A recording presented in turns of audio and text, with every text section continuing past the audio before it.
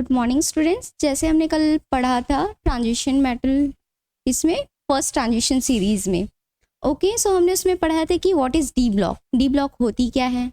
तो हमने बोला था कि ऐसे एलिमेंट्स जिसके जो इलेक्ट्रॉन्स है वो लास्ट किस में जाते हैं, डी सब, तो उसको हम क्या बोलते हैं, डी ऑर्बिटल बोलते हैं। हमने ये बात किया था और हमने ये भी बोला था कि ट्रांजिशन मेटल किसको बोलते हैं। सो हमने बोला था कि ट्रांजिशन मेटल हम उसको बोलते हैं जिसमें क्या होती है, डी ब्लॉक में कैसी होती है, पार्शियल इलेक्ट्रॉन फील्ड होती है। इट मीन्स कि कैसी होती है, वो इनकम्प्लीट होती है, तब हम उसे जाके क्या बोलते हैं, ट्रांजिशन एलिमेंट बोलते हैं।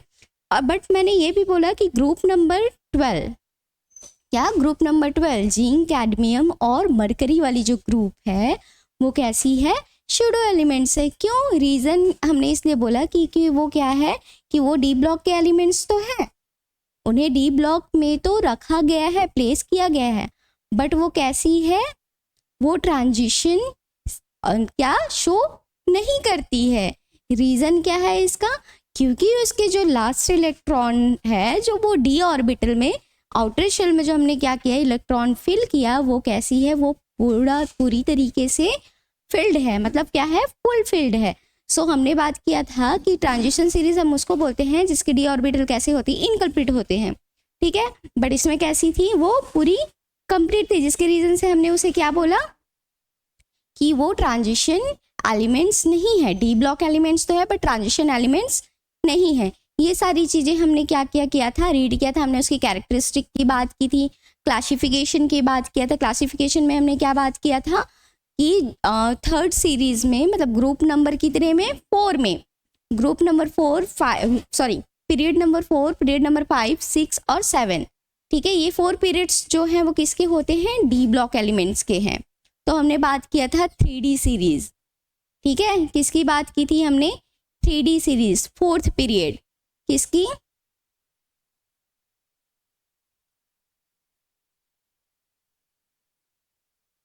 थ्री डी सीरीज, मतलब क्या, 4th पीरियड की बात किया था, ठीक है।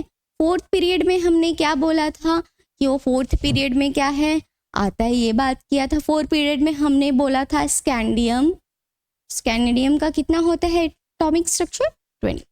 तो 21 से लेकर के कहाँ तक, जिंक 30 तक 3D सीरीज, मतलब 4th पीरियड में क्या होते हैं, प्लेस होते हैं। और इसमें टोटल कितने एलिमेंट्स हैं, 10 एलिमेंट्स हैं। कितने एलिमेंट्स प्लेस किया गया है, 10 एलिमेंट प्लेस किया गया है। तो ये सारी चीज़ें हमने क्या क्या कर लिया था, इसके बारे में स्टडी कर लिया था। और इसकी जो प्रॉपर्टीज़ है, किसी भी एलिमेंट्स की प्रॉपर्टीज़ किस पे डिपेंड करती है, डिपेंड करती है 2 फैक्टर पे। कौन कौन सी फैक्टर है वो, पहली फैक्टर है उसकी इलेक्ट्रॉनिक कन्फिग्रेशन, दूसरी फैक्टर है एटॉमिक साइज। तो हमने इसकी इलेक्ट्रॉनिक कन्फिग्रेशन की बात कर ली थी, ठीक है। सो अब आज हम क्या करेंगे, इसकी प्रॉपर्टीज की बात करेंगे।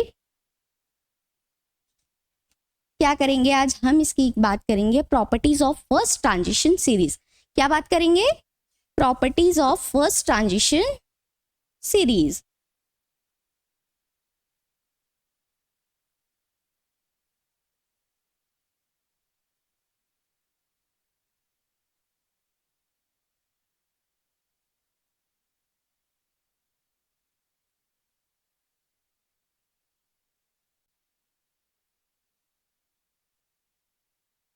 हम किसकी बात करेंगे, properties of first transition series की बात करेंगे, ठीक है।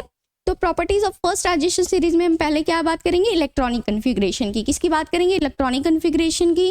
देन हम बात करेंगे atomic size and atomic radii. आप या तो इसको बोल सकते हो आयनिक रेडियाई भी बोल सकते हो। जब वो आयंस के फॉर्म में होंगे तो आप उसको क्या बोलोगे, आयनिक रेडियाई।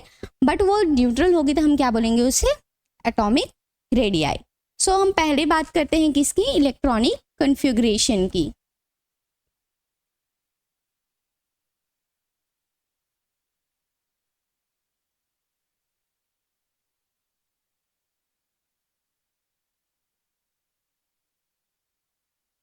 किसकी बात करेंगे हम, इलेक्ट्रॉनिक विन्यास की। मतलब 3D सीरीज के जितने भी एलिमेंट्स हैं, जितने भी तत्व हैं, उसकी जो इलेक्ट्रॉनिक विन्यास कैसी होती है, इसके बारे में हम क्या करेंगे, अभी रीड करेंगे।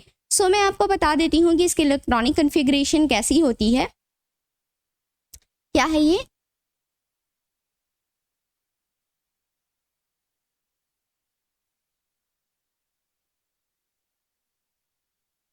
किस में आती है ये? 4th पीरियड में आती है। कौन से पीरियड में? 4th पीरियड में आती है। हमने बात किया 4th पीरियड में भी बात किया। फिर हमने क्या बोला कि ये 3D सीरीज है, 3D सीरीज है। ठीक है, ये क्या है? फर्स्ट ट्रांजिशन सीरीज है। कैसी है? फर्स्ट ट्रांजिशन सीरीज है। अब हम इसको कुछ भी लिख सकते हैं, या तो हम 3D सीरीज बोल सकते हैं या फिर फर्स्ट ट्रांजिशन सीरीज बोलते हैं। तो हमने बात किया पहले स्कैनेडियम, ठीक है। इसके बाद क्या आता है? Titanium, vanadium, chromium. क्रोमियम के बाद क्या आती है? मैंगनीज। फिर आयरन आता है।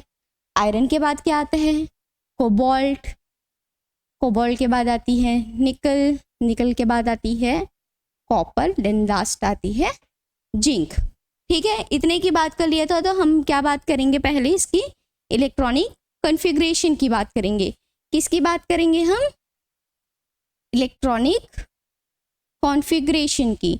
तो इसकी इलेक्ट्रॉनिक कॉन्फ़िगरेशन क्या होती है? पहले तो आप एटॉमिक नंबर जान लो। एटॉमिक नंबर 20 कितनी होती है? एटॉमिक नंबर, एटॉमिक नंबर कितनी होती है इसकी?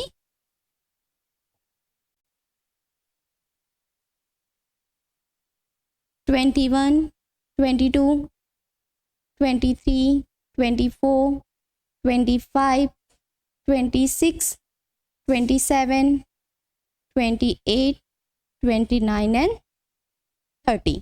इतना हमने बात कर ली कि हम ये जान गए कि क्या होती है स्कैंडियम, टाइटेनियम, वेनेडियम। इसको हम याद करने का तरीका भी बता देती हूँ। आप इसको, इस सीरीज को कैसे याद रखेंगे, ठीक है। साइंस टीचर विनीता कृपलानी मांगे फरारी, कोई नहीं क्यों जाने। क्या? साइंस टीचर विनीता कृपलानी मांगे फरारी, कोई क्यों नहीं जाने। ठीक है, ये क्या है? इसकी ट्रिक है आपकी 3D सीरीज को याद रखने का। अगर आपको याद नहीं है तो आप इस तरीके से क्या कर सकते हैं, इसको याद रख सकते हैं। अब हमने बताया कि इलेक्ट्रॉनिक कॉन्फ़िगरेशन की बात करते हैं, ठीक है। इलेक्ट्रॉनिक कॉन्फ़िगरेशन की बात करेंगे तो इसमें क्या आ जाएगा? 3D1 4s2, ठीक है, 3D2 4s,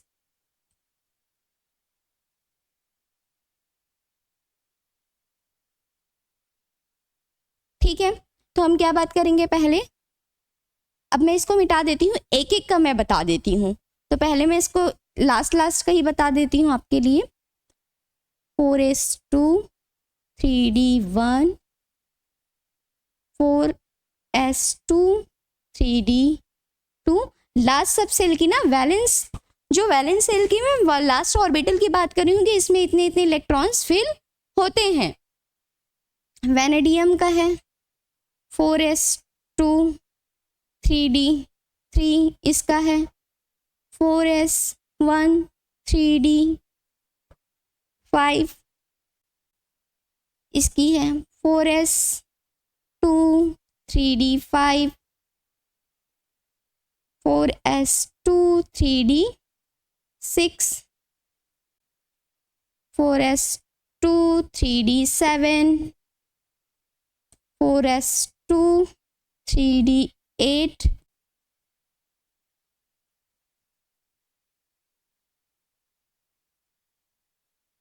अब इसकी बात करेंगे हम 4s1, 3D10, 4s2, 3D10। ठीक है, इतने की तो हमने बात किया, पर आपने नोटिस किया एक चीज। क्या नोटिस? कि मैंने क्रोमियम और कॉपर, ठीक है, क्या नोटिस करने वाली बात है? क्रोमियम और कॉपर में आप लोग बोलोगे कि मैम यहाँ तो होना चाहिए था, कैसा होना चाहिए था? यहाँ 4s2, 3D4 होना चाहिए था। आप यही बोलेंगे, यहाँ पे बोलेंगे मैम 4s2 होना चाहिए था, 3D9 होना चाहिए था, ऐसे ही बोलोगे ना। बट ये क्यों ऐसा होता है, ये क्यों जंप कर जाता है, ये मैं आपको आज बताने वाली हूँ। सो हम बोलते हैं क्रोमियम और कॉपर एक कैसी है? एक्सेप्शनल एलिमेंट्स है। और क्या है? ये एक अपवाद है। तो हम इसके बारे में भी स्टडी करेंगे, तो मैं आपको बताऊंगी पहले कि ये कैसी होती है। तो मैं दो आपके पूरे एक इलेक्ट्रॉनिक कन्फिग्रेशन बता दूंगी, इलेक्ट्रॉनिक विन्यास बता दूंगी, हम इलेक्ट्रॉन किसी भी ऑर्बिटल में कैसे फिल करते हैं। ठीक है, स्क्रीनशॉट ले लीजिए।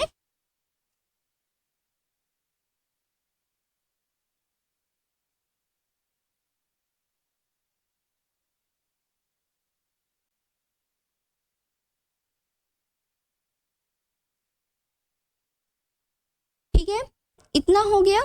अब हम बात करते हैं इसमें, पहले की मैं एक स्कैनेडियम की बता देती हूँ और एक कोई से भी बता देती हूँ, फिर उसके बाद मैं कॉपर और क्रोमियम की बताऊंगी।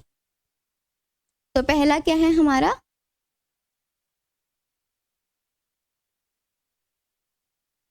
क्या है हमारा, पहले स्कैनेडियम की कितनी होती है, 21।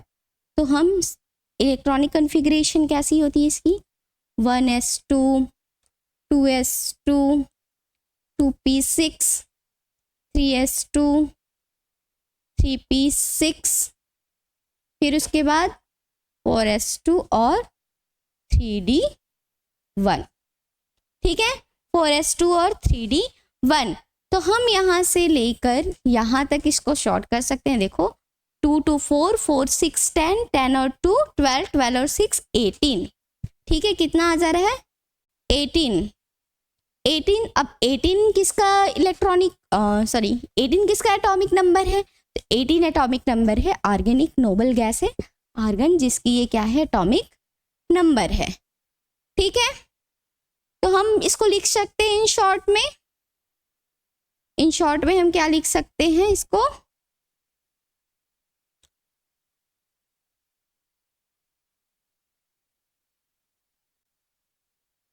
हम क्या लिख सकते हैं इसको, AR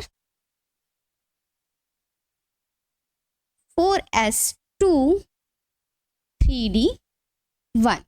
जब भी आपको क्या करना रहता है, लास्ट शेल की जो वैलेंस शेल की इलेक्ट्रॉन याद रखनी पड़ती है 3D सीरीज में, तो आप क्या लगाएंगे, आर्गन को पहले लगाएंगे और लास्ट जो सब शेल में इलेक्ट्रॉन फिल हो रहे हैं उसको आप क्या करोगे, यहाँ पे लिखोगे। समझ में आ गया मैंने शॉर्ट में कैसे लिखा, देखो यहाँ तक 18, अब इतने लंबे चौड़े लिखोगे, इससे अच्छा आप क्या लिखोगे, आर्गन लिखोगे। आर्गन लिखने के बाद आप क्या करोगे, इसमें 4s2 मतलब कि इसमें 4s में 2 इलेक्ट्रॉन आएगी और 3d में 1 इलेक्ट्रॉन आएगी। इतनी बात हो गई, इसकी बात तो हो गई। ठीक है, किसकी बात कर लिया हमने, स्कैनेडियम की बात कर लिया।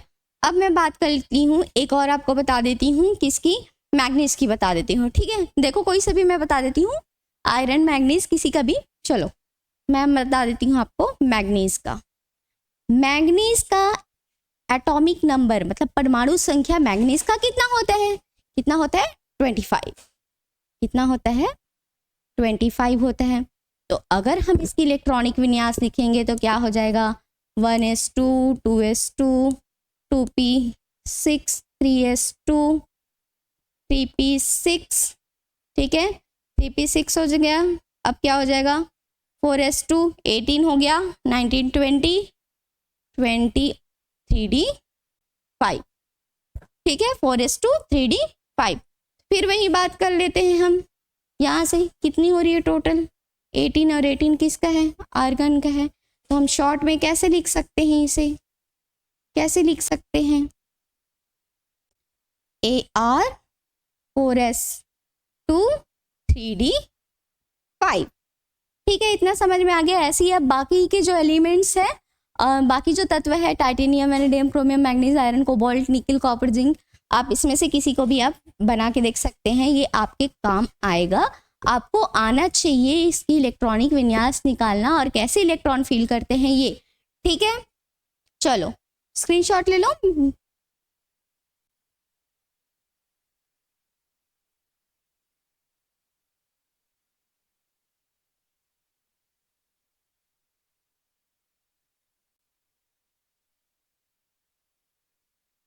ठीक है, हो गया ये। अब मैं आगे बढ़ूं किसमें, क्रोमियम और कॉपर में।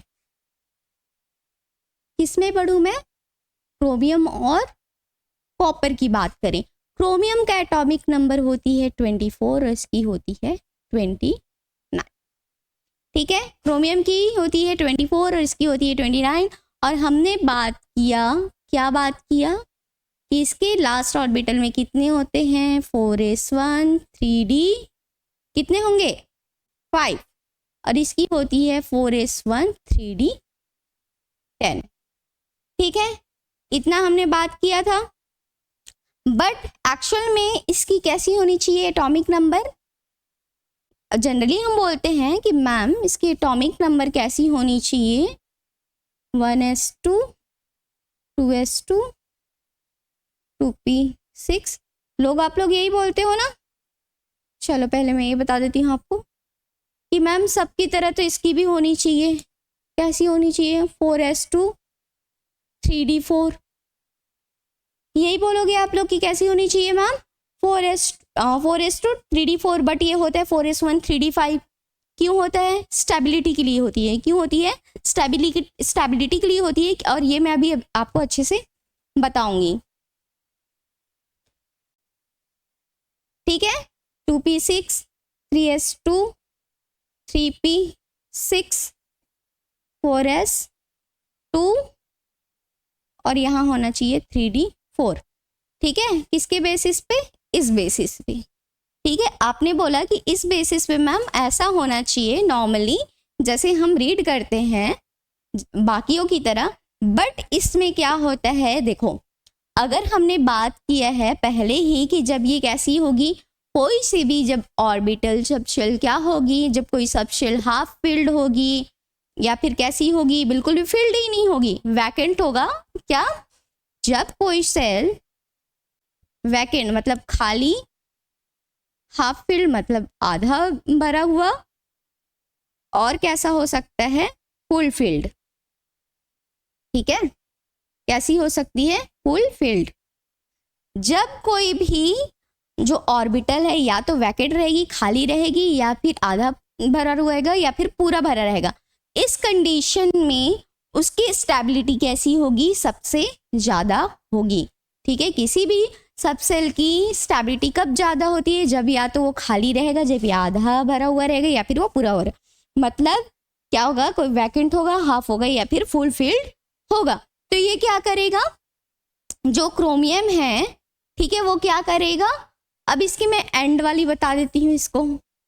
ठीक है, ये क्यों 4s1 में जाता है और क्यों 4 3d एक इलेक्ट्रॉन यहाँ जम कर जाती है? ठीक है, क्यों जम करती है ये मैं आपको बताती हूँ अभी।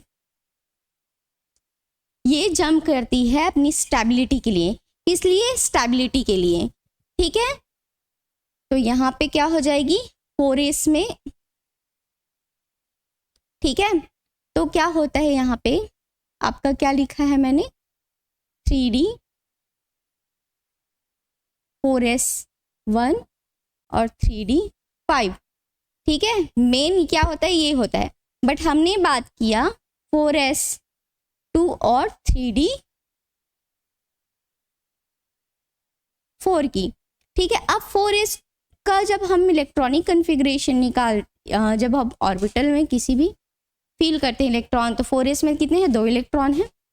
3d में कितने हैं? 1 2 3 4 5। इतना सब जानते हो। 5 में चल कितने इलेक्ट्रॉन? 1 2 3 4। बट मैंने क्या बात की है? ये स्टेबल तो है। क्या है? s वाली स्टेबल तो है। बट ये d वाली जो ऑर्बिटल है, क्या d वाली ऑर्बिटल कैसी है? वो अनस्टेबल है। कैसी है? अनस्टेबल है। मतलब अपने ये तो स्थायी है बट ये अपने स्थायित्व को प्राप्त नहीं किया है। सो ये दोनों, ये कैसा हो जाएगा? ये अनस्टेबल हो जाएगा। कैसा हो जाएगा? अनस्टेबल हो जाएगा। ठीक है, इतना समझ में आ गया। अब जैसे मैं बात करती हूँ, जैसे कोई आपको, मम्मी ने आपको क्या दिया? 3 चॉकलेट दिया।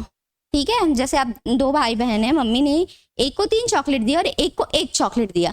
3 वाले तो बड़ा खुश है क्योंकि मुझे तो बहुत अच्छी क्या मिली है? चॉकलेट मिली। मेरे को 3 चॉकलेट। तो वो क्या करते हैं? अरे यार मैं तो खुश हूँ, मेरी तो आज बन गई। तो क्या करते हैं? अपनी छोटी बहन को चिढ़ाने लगता है। ठीक है, जब ये छोटी बहन को चिढ़ाते तो छोटी बहन क्या करती है? रोने लगती है। तो मतलब क्या हो गया? ये एस वाली जो ऑर्बिटल हो क्या हो गया? भाई हो गया, और ये डी वाली क्या होगी? बहन हो गई। तो ये जब क्या होता है, जब छोटी बहन रोती है तो भाई को देखा नहीं जाता। ठीक है, भाई को देखा नहीं जाता कि मेरी बहन रो रही है, तो वो क्या करता है, चल हाफ हाफ कर लेते हैं, मेरे में से तू भी ले ले, फिर क्या हो जाएंगे, हम दोनों बराबर हो जाएंगे।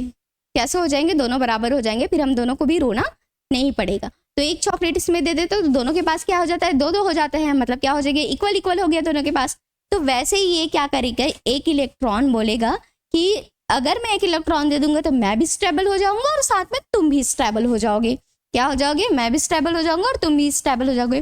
तो यहाँ से एक इलेक्ट्रॉन क्या होती है, 4s से एक इलेक्ट्रॉन क्या होती है, जंप करके कहाँ चली जाती है, 3D में चली जाती है।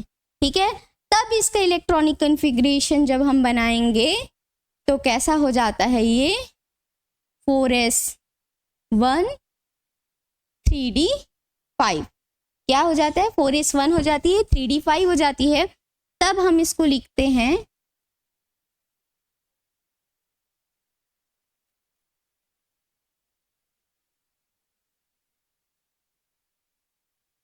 ठीक है, क्या लिखते हैं हम, इस तरह से लिखते हैं, 4s में 1 3d में 5। तो देखो हमने बात किया था कि जब भी कोई भी इलेक्ट्रॉन ऑर्बिटल में जब फील हो, जब हाफ फील्ड होती है तो कैसी होती है, ये स्टेबल होती है। तो देखो 4s भी हाफ फील्डर, 3d 5 भी 4, तो ये कैसी है, ये भी स्टेबल हो गई, ये भी स्टेबल हो गया और दोनों मौज करने लग गए। क्या हो गया, दोनों स्टेबल हो गए और क्या हो गया, दोनों मौज करने लगे। मतलब क्या करता है, क्रोमियम अपनी स्टेबिलिटी के लिए क्या करता है, एक इलेक्ट्रॉन किससे ले लेता है, 4s से। तो मतलब 4s से एक इलेक्ट्रॉन जंप कर जाती है 3d में। अब समझ में आया क्यों इसको एक्सेप्शनल बोलते हैं। इतना हो गया। अब इसके बाद मैं आपको बताती हूँ कॉजेस ऑफ एक्सेप्शन कॉन्फ़िगरेशन हमने बात किया, तो क्या कॉजेस ऑफ एक्सप्रेशन, तो मैं इसको आगे बताती हूँ आपको। कॉज ऑफ एक्सेप्शनल कॉन्फ़िगरेशन,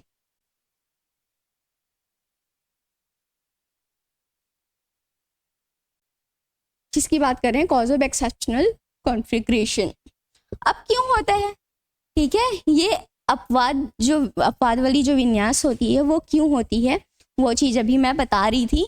तो मैं एक चीज़ और इसमें मेंशन करना चाहूँगी। पहला क्या है, हमने पहले बात किया वैकेंट, खाली, ठीक है, वैकेंट की बात किया। वैकेंट के बाद हमने क्या बोला, हाफ फिल्ड, क्या बोला, हाफ फिल्ड। फिर हमने बात किया फुल फील्ड, ठीक है, बात किया फुल फील्ड की, बात किया हाफ फील्ड की, बात किया और वैकेंट की बात किया। ठीक है, तो हम एस कितने होते, एक, पी,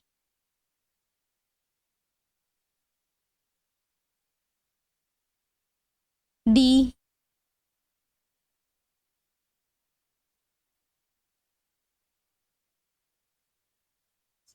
ठीक है, इतनी बात की। ये क्या है हमारी, एस 0 है, पी में भी कितने हैं, 0 है, मैंने कोई इलेक्ट्रॉन क्या फिल नहीं किया, कोई भी इलेक्ट्रॉन नहीं डाला, तो ये क्या हो जाएगा, डी 0, एफ भी कैसी है, 0 है। ठीक है, हमने किसके लिए बात की, ये वैकेंट के लिए बात किया। ऐसे ही हम इसके लिए बात करेंगे,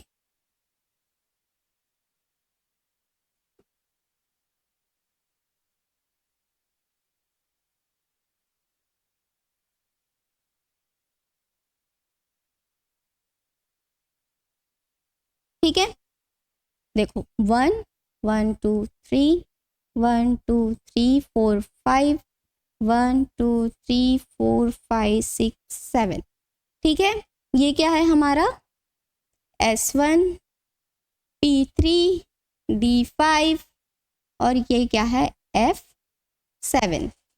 ठीक है, इतना समझ में आ गया, इतना क्या हो गया, समझ में आ गया।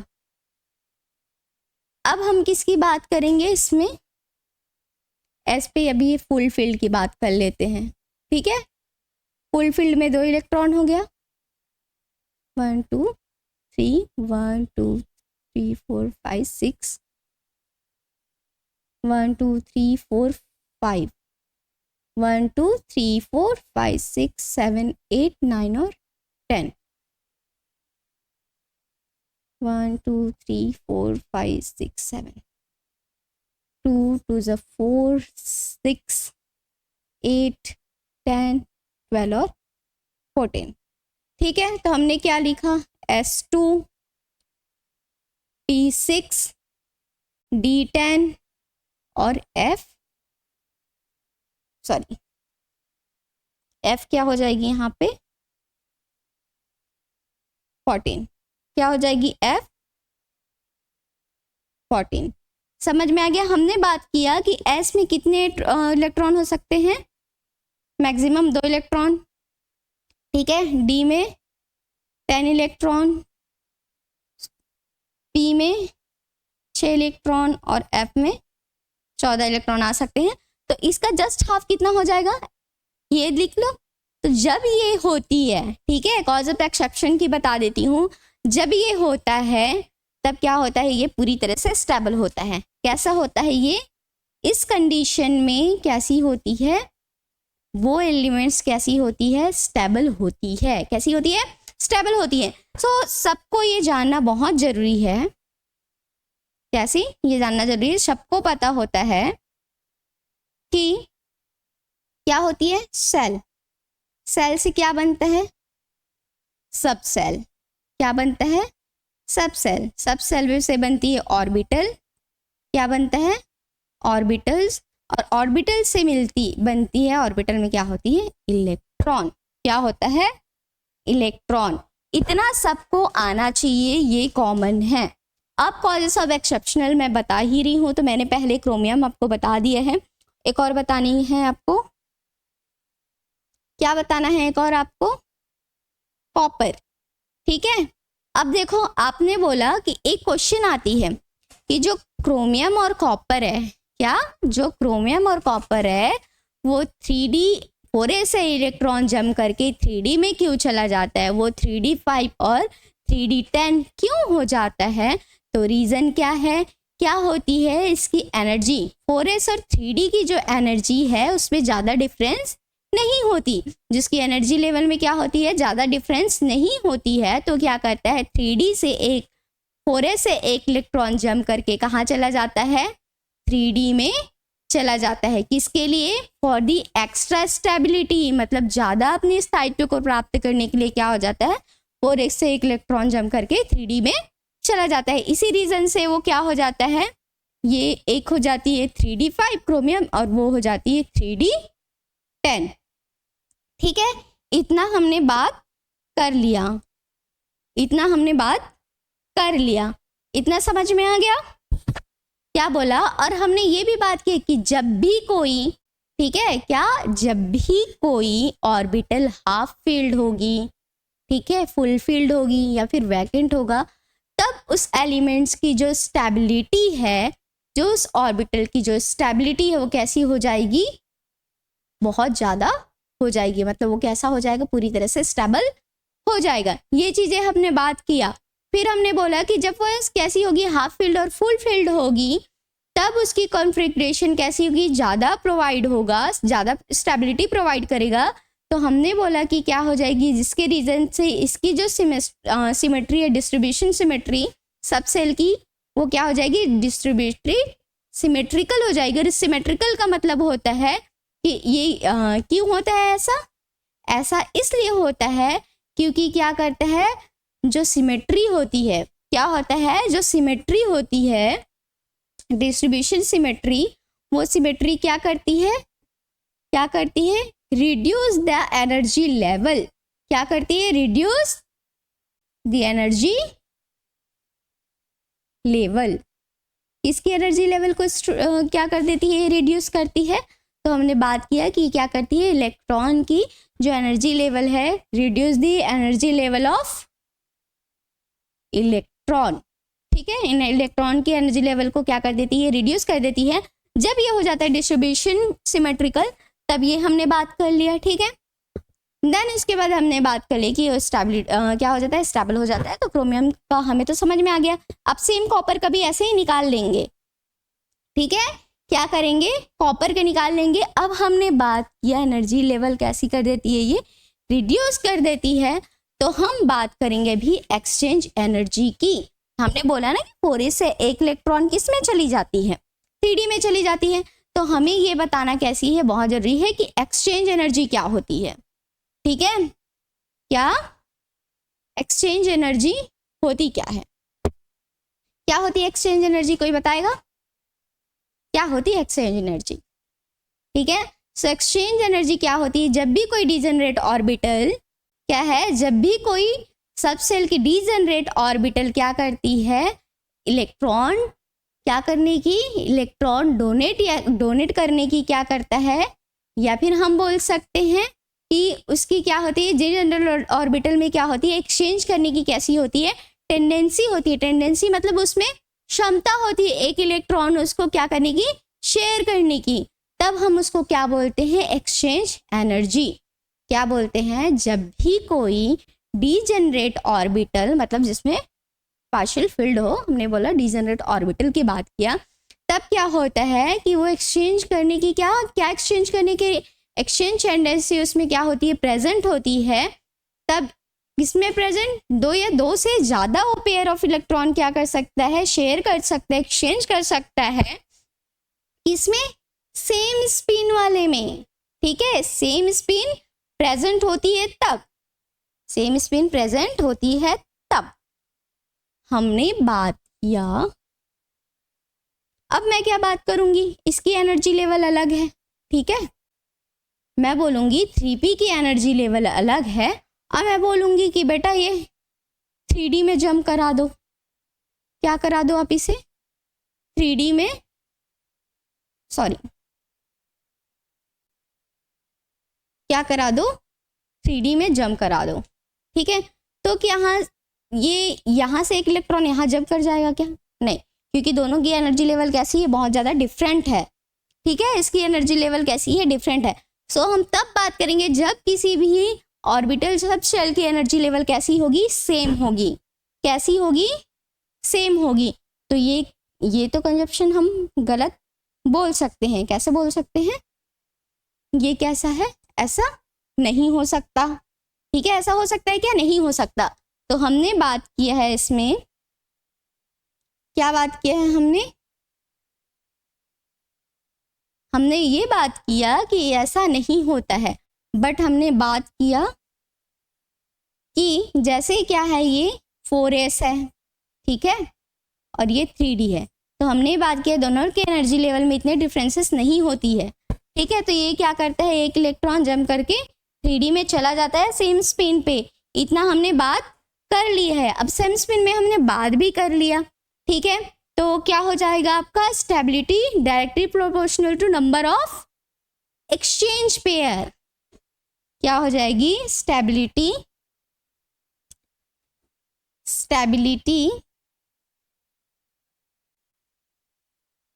इज डायरेक्टली प्रोपोर्शनल टू इसका नंबर ऑफ एक्सचेंज पेयर।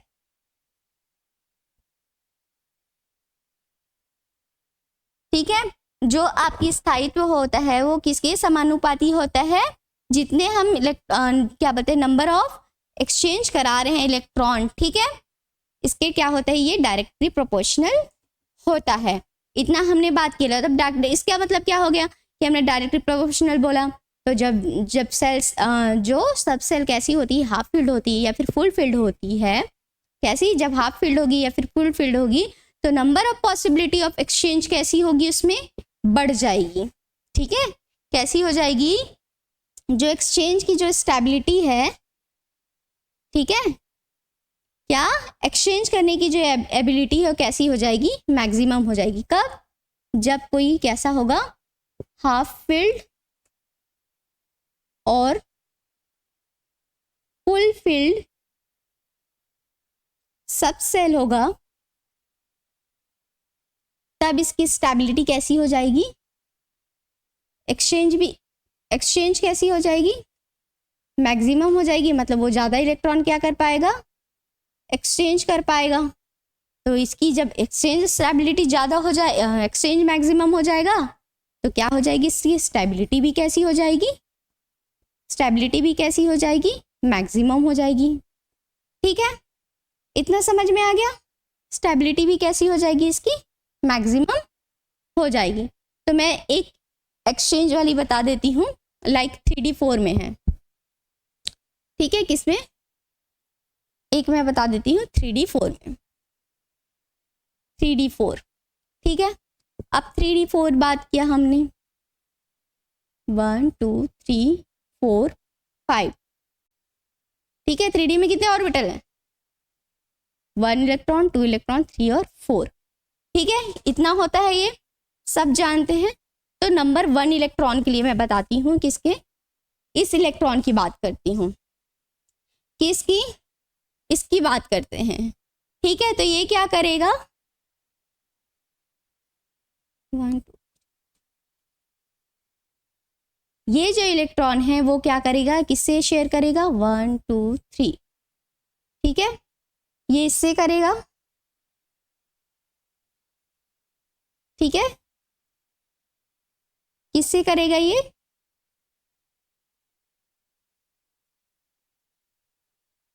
ठीक है। तो हमने बात किया कि ये इससे भी शेयर करेगा, इसके साथ भी एक्सचेंज शेयर करेगा और इसके साथ भी एक्सचेंज करेगा।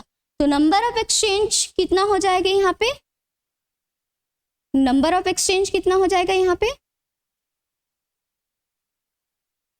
कितना हो गया, number of exchange of first electron, पहले इलेक्ट्रॉन के लिए नंबर ऑफ एक्सचेंज कितनी होगी, 1 2 और 3।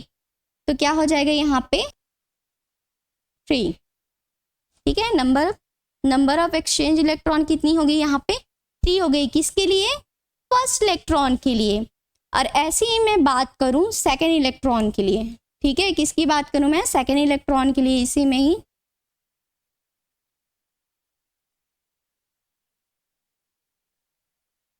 तो ये क्या करेगा, ये सेकेंड इलेक्ट्रॉन है, ये क्या था हमारा फर्स्ट इलेक्ट्रॉन था, अब ये सेकेंड इलेक्ट्रॉन है। तो ये क्या करेगा, इसके साथ एक्सचेंज करेगा और इसके साथ एक्सचेंज करेगा।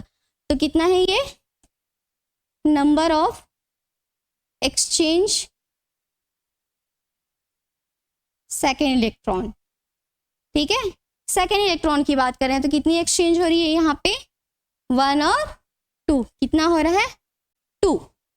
ठीक है, अब हम थर्ड की बात करते हैं, थर्ड इलेक्ट्रॉन की बात करते हैं, किसकी, थर्ड इलेक्ट्रॉन की बात करते हैं।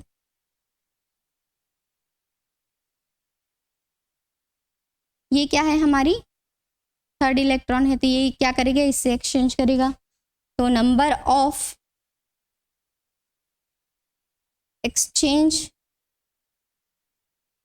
कितने इलेक्ट्रॉन एक्सचेंज, थर्ड इलेक्ट्रॉन में कितना आ जाएगा 1, कितना आ जाएगा 1 आ जाएगा। ठीक है, 1 आ गया यहाँ।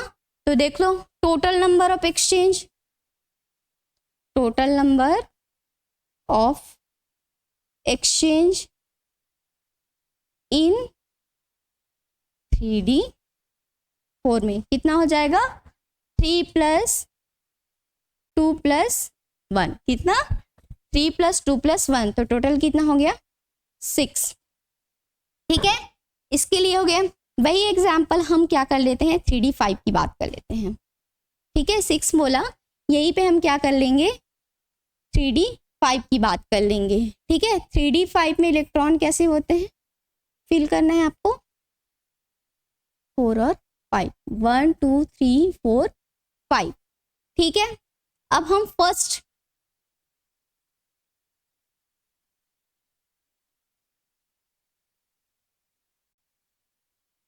ठीक है, अब यही बताऊंगी तो आपको कंफ्यूज हो जाओगे। तो पहला ये क्या है हमारा फर्स्ट है, तो क्या करेगा, इसके साथ शेयरिंग करेगा, इसके साथ शेयरिंग करेगा, इसके साथ भी शेयरिंग करेगा और इसके साथ भी शेयरिंग करेगा। तो नंबर ऑफ कितना हो जाएगा, इसमें कितनी शेयरिंग हो रही है, 1 2 3 और 4, कितनी शेयरिंग हो रही है 4। तो नंबर फर्स्ट इलेक्ट्रॉन के लिए है, ये क्या है, ये फर्स्ट इलेक्ट्रॉन के लिए है ये एक्सचेंज। सेकंड की हम बात करते हैं,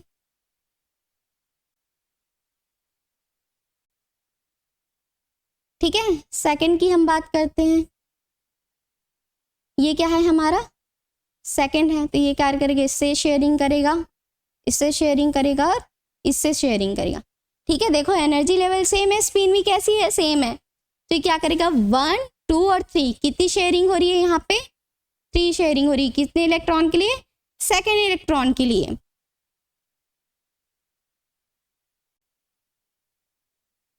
सेकेंड इलेक्ट्रॉन के लिए इतना बात कर लिया। वैसे ही हम थर्ड इलेक्ट्रॉन की बात करेंगे।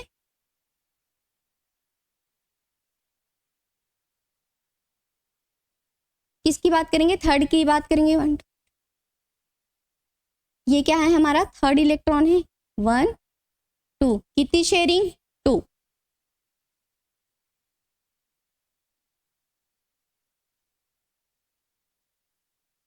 ऐसे ही हम फोर्थ इलेक्ट्रॉन की बात करेंगे। ये क्या है, फोर्थ, एक है यहाँ पे, तो 1। तो कितना हो जाएगा टोटल,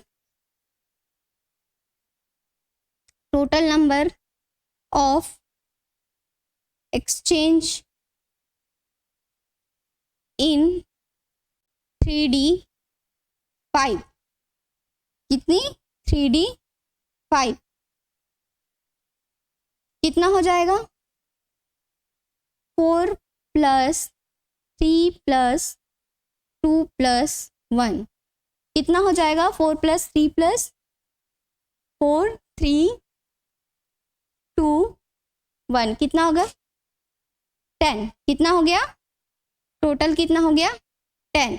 तो ये बताओ D4 की स्टेबिलिटी कि D5 की स्टेबिलिटी, इसमें बोला D4 में 6 एक्सचेंज हो रहा है और इसमें कितना हो रहा है, 10।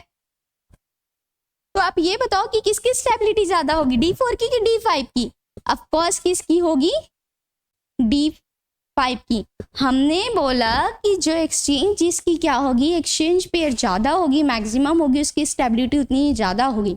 ठीक है, अब समझ में आ गया। चलो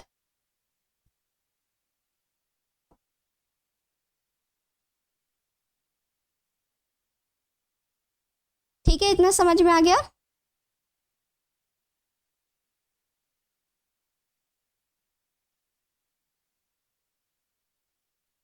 रंजीता, रंजीता,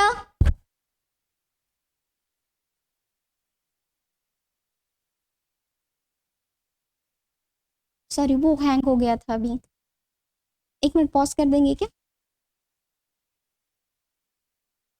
अब ठीक है। क्यों नहीं दिख रहा है यहाँ अभी,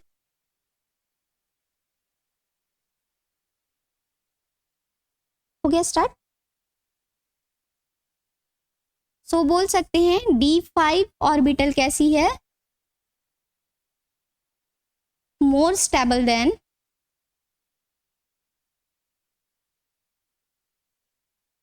D4। ठीक है, क्या बोला हमने, D5 कैसी है, ज्यादा स्टेबल है किससे, D4 से। ठीक है, इतना समझ में आ गया, इतना तो समझ में आपको आ गया। स्टेबिलिटी रूल भी आपको क्या होगी, समझ में आ गई। ठीक है, अब हम बात करेंगे, हमने बात किया कि टोटल नंबर ऑफ एक्सचेंज कैसी है, D5 में कितनी है, 4 3 2 और 1 है। तो टोटल काउंट करने के बाद क्या हो जाएगी, वो 10 हो जाएगी। सो हम बोल सकते हैं that's why D5 is more stable then the D4 orbitals. ठीक है, इतनी हमने बात कर लिया।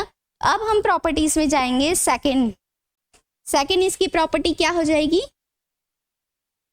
एटॉमिक साइज, क्या एटॉमिक साइज और क्या इसकी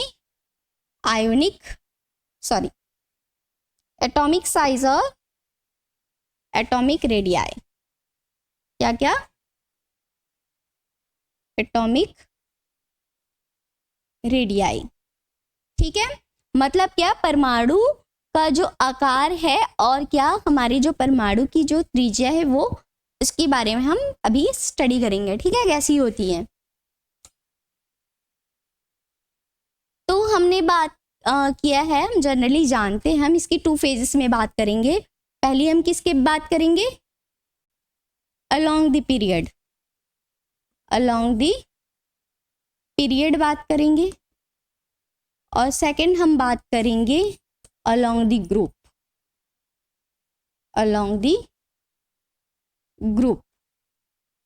ठीक है, अब इसका मतलब क्या कि अलोंग द पीरियड बोल रही हूँ, अलोंग द पीरियड मतलब लेफ्ट टू राइट, कहाँ, लेफ्ट टू राइट की तरफ हम बात करेंगे पीरियड में, ठीक है। कैसे, इस तरह से हम बात करेंगे, ठीक है। अब इसकी बात करेंगे हम अलोंग द ग्रुप की हमने बात किया है।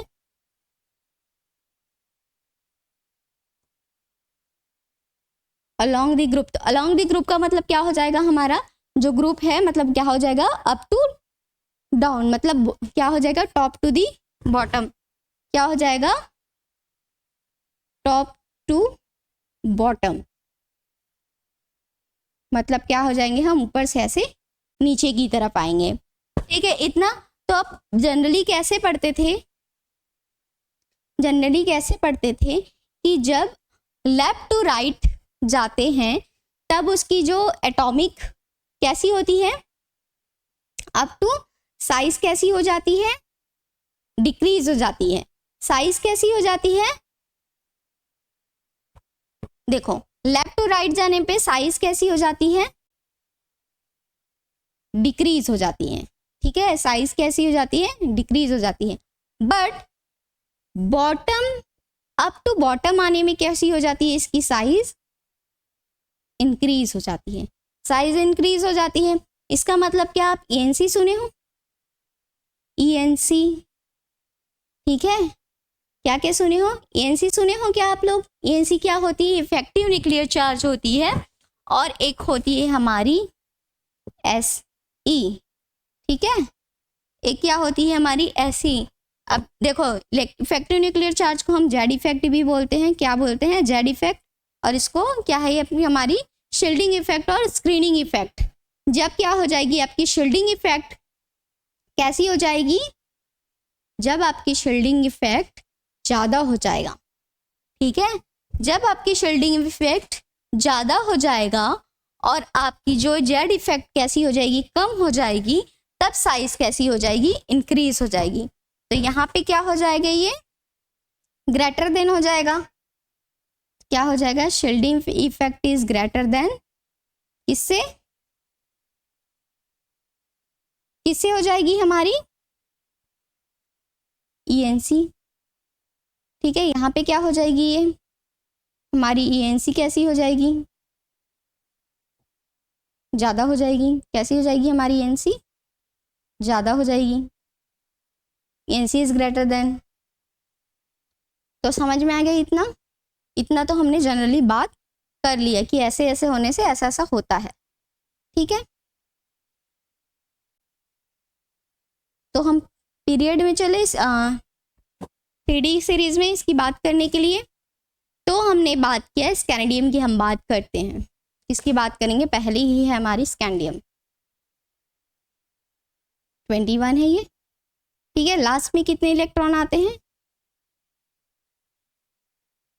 लास्ट में कितने इलेक्ट्रॉन आते हैं, 3D1 4s2, और हम इसको ऐसे लिखते हैं 4s2 3D1, ठीक है, ऐसा लिखा हमने। क्या होती है, जैसे ये न्यूक्लियस है, ठीक है, क्या है, एक न्यूक्लियस है, ऐसे ऑर्बिटल्स होते हैं, सॉरी ऐसे सबसे आपके शेल दिखाई देते हैं, ठीक है, ऐसे सेल। तो इसमें क्या है, ये मान लो आपकी ये 3D है और ये क्या है 4s है, ये क्या होगा आपकी वैलेंस शेल, क्या होगी आपकी वैलेंस शेल, मतलब आउटर मोस्ट सेल, या फिर हम इसे बोल सकते हैं आउटर सेल, मतलब सबसे आखिरी का शेल। और ये क्या है हमारी इनर शेल, क्या है हमारी इनर सेल। तो देख लो यहाँ पे 4s में कितने इलेक्ट्रॉन, 4s में कितने इलेक्ट्रॉन हैं, 2 इलेक्ट्रॉन हैं, ये देखो, ठीक है, 2 इलेक्ट्रॉन हैं। और यहाँ पे 3D में कितने हैं, 1 इलेक्ट्रॉन है, ठीक। तो हमने अभी बात करते हैं, पहले मैं इससे बता देती हूँ कि जब किसी भी सब सेल से न्यूक्लियस की जो डिस्टेंस होती है, जो उसमें अट्रैक्शन, वो क्या होती है हमारी, ये दोनों के बीच की जो डिस्टेंस होती है न्यूक्लियस से किसी भी सेल की, मतलब 2 इलेक्ट्रॉन की अगर हम बात करें, तो ये क्या होती है हमारी एटॉमिक रेडियाई, क्या होती है एटॉमिक रेडियाई, ठीक है, इतना समझ में आ गया। तो इन दोनों के बीच जो अट्रैक्शन होगी, क्या होगी, इन दोनों के बीच में जो अट्रैक्शन होगा ठीक है, तो क्या हो जाएगी यहाँ पे शील्डिंग इफेक्ट क्या करेगी यहाँ पे, ये क्या है हमारी शील्डिंग इफेक्ट।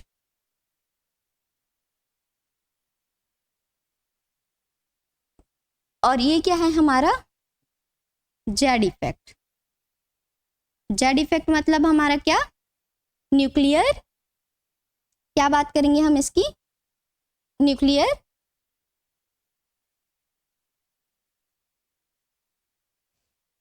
क्या बोला हमने इसकी,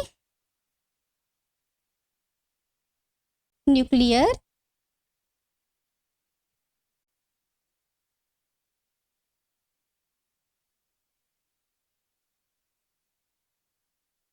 हमने बोला कि न्यूक्लियर इफेक्टिव न्यूक्लियर चार्ज, क्या बोला, इफेक्टिव न्यूक्लियर चार्ज क्या होती है ये, इसको हम या तो लिख सकते हैं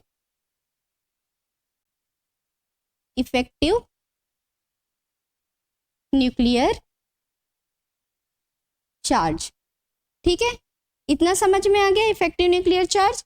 तो क्या होता है जब ये इफेक्टिव न्यूक्लियर चार्ज हमने बोल दिया, ठीक है, इसमें तब क्या होती है, देखो अब आउटर सब सेल में ज्यादा इलेक्ट्रॉन है और इसमें कैसी इनर में कम है, तो ये क्या करेगा, ये जो हमारा न्यूक्लियस है वो क्या करेगा, इससे अपनी तरफ क्या करेगा, बहुत ही फोर्स ऑफ अट्रैक्शन से क्या करेगा, ये अपनी तरफ उसे अट्रैक्ट करेगा, अपनी तरफ क्या करेगा, उसे खींचेगा, पुल करेगा कि तू मेरे पास आ जा। ठीक है, जब इसके पास आ जाएगा तो ये क्या हो जाएगा, थोड़ा थोड़ा सिकुड़ने लग जाएगा। कैसा हो जाएगा, ये सिकुड़ने लग जाएगा। तो क्या हो जाएगी इसकी साइज, मतलब इसमें क्या है, हमने बोला जब आउटर सेल में क्या है, इसमें ये क्या हो जाएगी हमारी जेड इफेक्ट। कैसा लग रहा है यहाँ पे, जेड इफेक्ट क्या हो रही है, इंक्रीज हो रही है। ठीक है, क्या हो रही है, जेड इफेक्ट इंक्रीज हो रही है। देखो जब इनर शेल में, पहली कंडीशन सुन लो, इनर सेल में जब इलेक्ट्रॉन की क्राउड कैसी होगी, ज्यादा होगी,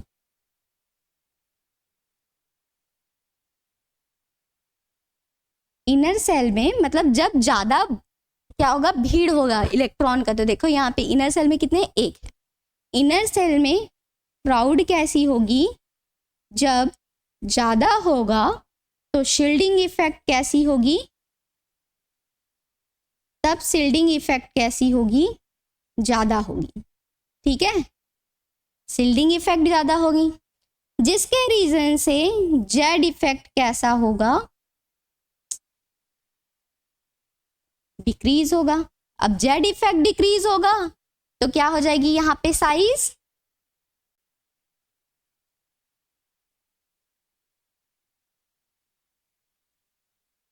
तब क्या हो जाएगी एटॉमिक साइज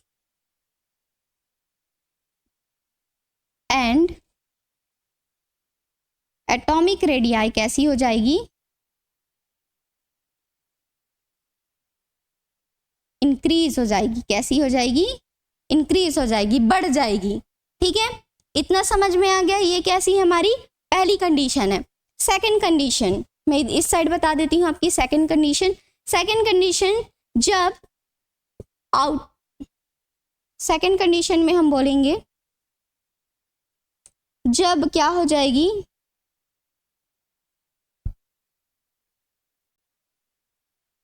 जब इनर शेल में क्या हो जाएगा, क्राउड, किसकी crowd, electron, crowd of electron. ठीक है, क्राउड ऑफ इलेक्ट्रॉन की बात कर रहे हैं। ठीक है, तो जब इनर शेल में क्राउड ऑफ इलेक्ट्रॉन मतलब इलेक्ट्रॉन की भीड़ कैसी हो जाएगी, कम हो जाएगी। ठीक है, डिक्रीज हो जाएगी। तो जेड इफेक्ट कैसा हो जाएगा, जेड इफेक्ट कैसा हो जाएगा, इंक्रीज हो जाएगा। ठीक है, जेड इफेक्ट इंक्रीज हो जाएगी मतलब इसकी साइज कैसी हो जाएगी, साइज एंड रेडियाई कैसा हो जाएगा, atomic size and atomic radii कैसी हो जाएगी, डिक्रीज हो जाएगी।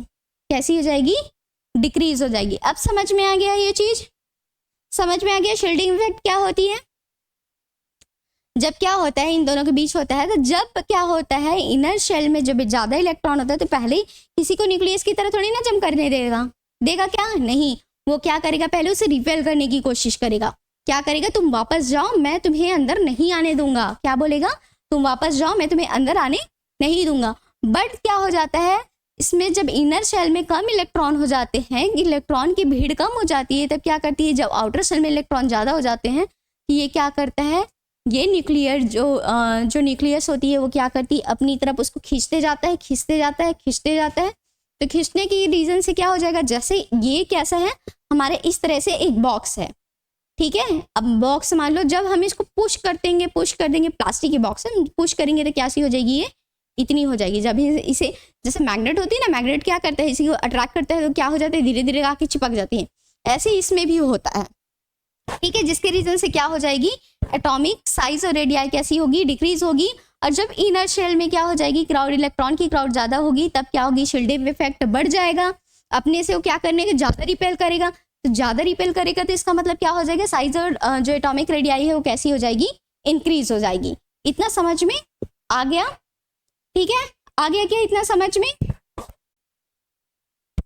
आ गया ना।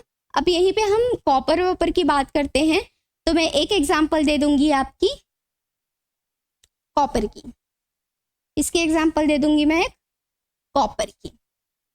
चलो, कॉपर का कितना होता है, लास्ट में कॉपर की कितनी होती है, 4s1 3d10, ठीक है। तो ये मान लो हमारी क्या है, न्यूक्लियस है, क्या है हमारी एक, ठीक है, हम किसकी बात कर रहे हैं, कॉपर एटम की बात कर रहे हैं। तो कॉपर एटम में पहले क्या है, न्यूक्लियस है, इसकी शेल की बात करते हैं, ठीक है। तो हमने बात किया 3D, तो हम आउटर मोस्ट की बात करते हैं, तो इतनी सारी शेल बनाने की ज़रूरत नहीं है। कैसी है, क्या नहीं है, ठीक है। हम इसकी बात करते हैं, ये क्या है हमारी 3D और ये क्या है 4s। 3D में कितने इलेक्ट्रॉन, 10 के 10 इलेक्ट्रॉन, और इसमें 1 इलेक्ट्रॉन। तो देखो यहाँ पे क्राउड किसकी ज़्यादा हो रही है, किसकी क्राउड ज़्यादा हो रही है, इलेक्ट्रॉन की क्राउड कितनी है, 1 2 3 4 5 6 7 8 9 और 10। बट 4s में कितने हैं, 1, ठीक है। तो इनके बीच में, ठीक है, इनके बीच में क्या होगा, रिपेल, क्या करेगा ये, रिपेल करेगा। सेम सेम होता है तो क्या करते हैं, रिपेल करने लगता है, वापस बोलता है भग तू मत आ मेरे पास। क्या बोलेगा ये, अपने इधर अपनी क्या करेगा, वो शील्ड बनाएगा। क्या करेगा, वो शील्ड बनाएगा यहाँ, जिसको हम बोलते हैं SE, शील्डिंग इफेक्ट, ठीक है। क्या करेगा, अपनी शील्डिंग बना लेगा, या फिर हम बोलते हैं उसको स्क्रीनिंग इफेक्ट, ठीक है। तो ये क्या बनेगा, शील्ड बनाएगा, और ये बोलेगा कि मैं तो अपने से नीचे क्या, देखो अब यहाँ पे मैं खड़ी हूँ, ठीक है, यहाँ कोई और पर्सन खड़ा है, यहाँ कोई और पर्सन खड़ा है, अब मुझे बेनिफिट है इधर, ठीक है। तो क्या मैं बोलूँगी कि ठीक है आ बैल मुझे मार, नहीं ना। तो क्या होगा, ये क्या करेगा, अपने से रिपेल करेगा, तो वापस जा, मैं तुझे नीचे आने नहीं दूंगा, क्योंकि मेरी प्रपोर्शन पहले होगी, तेरी नहीं होगी, ठीक है। तो ये क्या करेगा, रिपेल करेगा। अब हमने बात किया कि न्यू शेल जब ऐड हो रही है, ठीक है, न्यू शेल, सॉरी, जब इलेक्ट्रॉन क्या होगी, जब इलेक्ट्रॉन यहाँ पे बढ़ रही है, इलेक्ट्रॉन बढ़ रही है मतलब क्या होगा, यहाँ पे नंबर ऑफ प्रोटॉन भी कैसी होगी, बढ़ेगी ना। क्या बढ़ेगी, यहाँ पे नंबर ऑफ प्रोटॉन क्या हो जाएगी, इंक्रीज होगी। इलेक्ट्रॉन इंक्रीज मतलब नंबर ऑफ प्रोटॉन इंक्रीज, किसमें, न्यूक्लियस में। इतना हमने बात किया कि नंबर ऑफ प्रोटॉन इंक्रीज हो गया, तो क्या करेगा ये, अब इसमें क्या हो जाएगी, 1 इलेक्ट्रॉन है, तो ये क्या करेगा, अपनी तरफ ज़्यादा तो अट्रैक्ट नहीं कर पाएगा। क्यों, रीज़न क्या है, क्योंकि इसमें क्या है, हमारे इनर शेल में क्या, हमारी इनर शेल में क्या है, ज़्यादा इलेक्ट्रॉन प्रेजेंट है, मतलब इलेक्ट्रॉन की क्राउड ज़्यादा है। तो इस कंडीशन में क्या हो जाएगा, इसकी साइज क्या हो जाएगी, साइज अब हम बात करते हैं इंक्रीज हो जाएगी। देखो यहाँ पे क्या हो जाएगा, जेड इफेक्ट जेड इफेक्ट क्या हो रही है, डिक्रीज हो रही है, और हमारी शील्डिंग इफेक्ट कैसी हो रही है, इंक्रीज हो रही है। तो इस कंडीशन में हमने बोला कि क्या होती है, atomic size and radii, atomic size and radii कैसी होती है, atomic size and atomic radii कैसी हो जाएगी, इंक्रीज हो जाएगी। कैसी हो जाएगी, इंक्रीज हो जाएगी। समझ में आया, इंक्रीज हो जाएगा। इतना क्लियर है क्या होता है, इतना समझ में आ गया। देखो अब भाई किसी भी एटम में अपने सेल तो पढ़ा ही है, ठीक है, 4 के एलिमेंट पढ़ा है इतना। तो अब हम बात करते हैं SPDF। अब हम स्क्रीनिंग इफेक्ट की बात किए, तो स्क्रीनिंग इफेक्ट क्या होती है बताओ। जब भी किसी वैलेंस शेल पे क्या होती है, अट्रैक्शन, जब उसमें आकर्षण होता है, ठीक है, किसमें, आउटर सेल और न्यूक्लियस में, किसमें, आउटर सेल और न्यूक्लियस में, इन दोनों के बीच में, इसमें इन दोनों के बीच में जो फोर्स, जो अट्रैक्शन हो रही है, आकर्षण हो रही है, क्या आकर्षण तो होगा, ठीक है। शील्डिंग इफेक्ट में क्या होती है, आउटर सेल क्या हो जाएगी हमारी, हमने बोला ये न्यूक्लियस है, ये सेल है, ये क्या है, आउटर सेल है, ठीक है, और क्या है, ये इनर सेल है, क्या है, इनर सेल है। तो हमने बोला कि ये क्या है, हमारी न्यूक्लियस, क्या है, न्यूक्लियस, नाभिक है ये, और ये क्या है, अंदर भीतर की जो कक्ष है, और ये क्या है, बाहर की कक्ष है। तो क्या होगा, न्यूक्लियस और आउटर सेल के बीच में क्या हो जाएगी, अट्रैक्शन लगेगी, ठीक है, अट्रैक्शन तो होती है दोनों के बीच में, ठीक है। बट क्या करेगा, ये क्या करेगा, इलेक्ट्रॉन, जो इनर सेल के जो इलेक्ट्रॉन है, कहाँ के, इसके इलेक्ट्रॉन, इनर सेल के इलेक्ट्रॉन क्या करेगा, आउटर सेल के इलेक्ट्रॉन को क्या करेगा, रिपेल करता है। क्या करता है, इसको रिपेल करता है, मतलब वो बाहर इसको क्या करती है, विकर्षित, मतलब अट्रैक्शन इनके बीच में नहीं होता है, इसको क्या करता है, रिपल्सन करता है। तो जब इसमें रिपल्शन होगी तो क्या हो जाएगा, आउटर सेल के जो इलेक्ट्रॉन हो जाएंगे वो कैसी हो जाएगी, रिड्यूस हो जाएगी। आउटर सेल के जो इलेक्ट्रॉन कैसी हो जाएगी, रिड्यूस हो जाएगी, किसके रीजन से, इनर सेल के इलेक्ट्रॉन से। कैसे, इनर सेल के इलेक्ट्रॉन से क्या हो जाएगी, वो रिड्यूस हो जाएगी, ठीक है, उसको रिपेल कर दिया जाएगा। तब इस इंसिडेंट को हम क्या बोलते हैं, इस घटना को हम क्या बोलते हैं, शील्डिंग इफेक्ट। क्या बोलते हैं, शील्डिंग इफेक्ट बोलते हैं। इतना समझ में आ गया। तो हम बोल सकते हैं जेड इफेक्ट, क्या बोल सकते हैं हम, Z effect is inversely proportional to atomic size, ठीक है। जेड इफेक्ट क्या, व्युत्क्रमानुपाती होती है किसकी, परमाणु आकार, किसकी, साइज की, ठीक है। इतना समझ में आ गया, समझ में आ गया। हम SPDF की बात कर लेते हैं, ठीक है, यहीं पे हम किसकी बात कर लेते हैं, SPDF। मान लो ये हमारी न्यूक्लियस है, हमने KLMN पढ़ा है, ठीक है, हम किसकी बात करेंगे, SPDF। इतने ऑर्बिटल आप पढ़ते हो, क्या क्या पढ़ते हो आप, SPDF ऑर्बिटल पढ़ते हो, ठीक है, एस की ज़्यादा PD, ठीक है। हमने बात किया कि S और P की क्या होती है, शील्डिंग इफेक्ट स्ट्रॉन्ग होती है। कैसी होती है, स्ट्रॉन्ग होती है। और D और F की कैसी होती है, वीक होती है, ठीक है।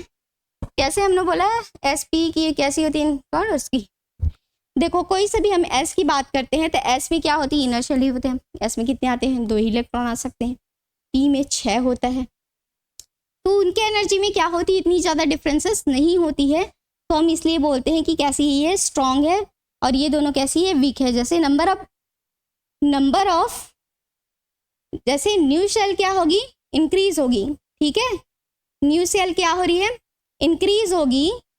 तो क्या हो जाएगा, यहाँ पे न्यू सेल इंक्रीज होने के रीजन से यहाँ पे क्या हो जाएगा, प्रोटॉन भी क्या हो जाएगा, इंक्रीज हो जाएगा। इतना तो समझ में आपको आ गया है।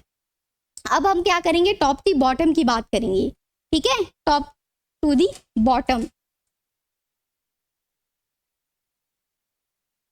चलो ठीक है, हम अब सेकंड जो इसकी प्रॉपर्टीज़ है, हमने बोला कि एटॉमिक रेडियाई और एटॉमिक साइज़ की बात किया। एटॉमिक रेडियाई और एटॉमिक साइज़ में हमने बात किया था किसकी, लेफ्ट टू राइट, मतलब अलोंग द पीरियड की बात किया था। अब हम कल क्या बात करने वाले हैं, अलोंग द ग्रुप।